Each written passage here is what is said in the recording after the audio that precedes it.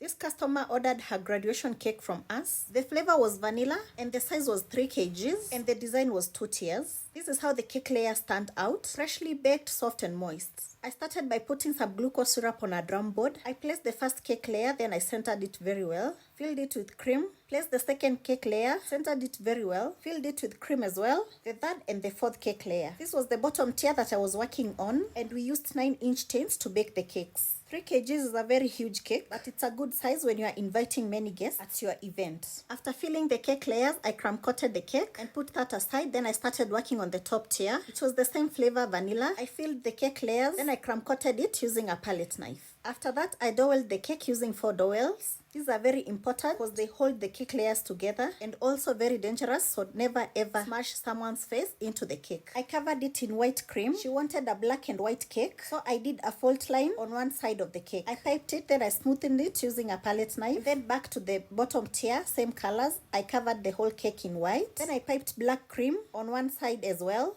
After that, I came in with a palette knife to spread the cream and also scrap the excess. Here I was covering the patches that were not well covered. Now it was time to stack the cakes. I do it with the help of a dowel and a palette knife. I placed the tier gently on top of the bottom tier. After that, I pushed the dowel in to connect both tiers. And then I covered the hole that the dowel created on top with some white cream. Time to decorate the cake. I started by adding a congratulations topper in front of the top tier and the graduate's name in front of the bottom tier, which was JD. I then added a graduation hat set on top of the cake, and this cake was huge. See how it filled the screen. Then I did a black border in between the tiers. Along the border, I added some gold pearls. These come in different sizes, so I added them around the border. To add a little more detail, I did clusters of edible gold leaf on both tiers, and this is how this cake turned out. Simple and perfect. A spin for you guys to see the back of the cake. That's it. Thanks for watching. Kindly follow me.